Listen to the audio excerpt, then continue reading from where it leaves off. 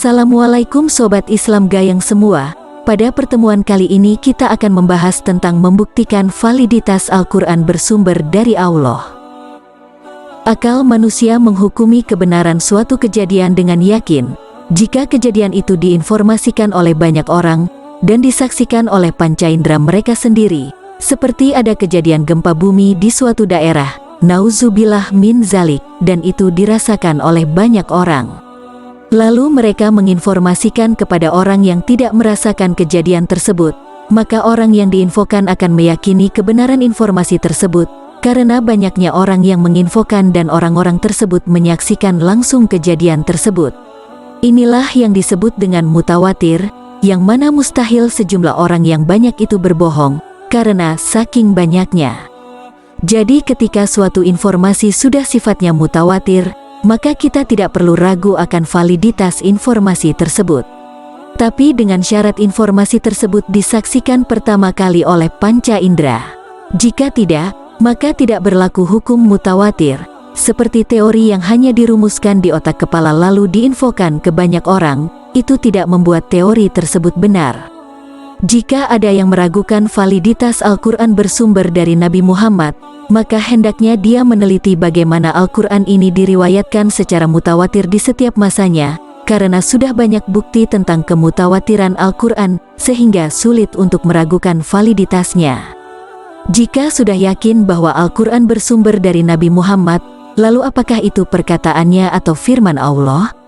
Untuk membuktikan Al-Quran adalah firman Allah, maka kita perlu tahu bahwa setiap yang mengklaim sebagai utusan Tuhan, maka harus mendatangkan bukti bahwa dia benar utusan Tuhan. Bukti tersebut disebut dengan mukjizat, yang mana mukjizat ini ditunjukkan kepada mereka yang mengingkari akan kebenaran utusan Tuhan tersebut. Dakwah Nabi Muhammad sangatlah ditentang oleh kaum Quraisy pada waktu itu, karena dakwahnya Nabi sangat mengancam sekali kekuasaan mereka. Maka sebisa mungkin mereka menolak ajaran Nabi, maka Al-Quran turun untuk membuktikan kenabian Muhammad. Terlebih lagi, Al-Quran mengandung bahasa yang sangat tinggi, yang mana kaum Quraisy sangat berbangga-bangga akan keindahan bahasa mereka. Tapi saat mereka mengklaim bahwa Al-Quran adalah buatan Nabi Muhammad dan bukan bersumber dari Tuhan, maka ditantanglah mereka untuk mendatangkan yang semisal dengan Al-Quran tersebut. Jika klaim mereka benar, maka sudah barang tentu mereka bisa membuat tandingannya. Akan tetapi, mereka malah bersusah payah melawan dakwah Nabi dengan cara berperang, baik perang Badar, Uhud, sampai puncaknya Fatu Mekah. Padahal jika mereka membuktikan klaim mereka saja dengan mendatangkan yang semisal dengan Al-Quran, yang mana mereka memiliki kemampuan untuk berbahasa dengan indah, tapi mereka tidak mampu.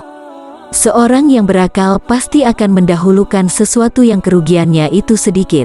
Kita sudah tahu bahwa menempuh jalan perang kerugiannya sangat banyak, sedangkan membuat tandingan dalam berbahasa kerugiannya sangat dikit.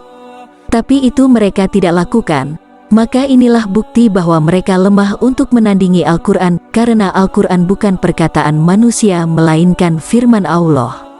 Inilah sebagian bukti dan masih banyak bukti yang lainnya. Di antaranya adalah Al-Quran mengandung informasi-informasi terkait umat-umat terdahulu, padahal Nabi Muhammad adalah seorang yang ummi.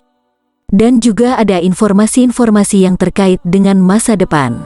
Jika ini adalah perkataan manusia biasa, maka tidaklah mungkin memuat yang demikian ini.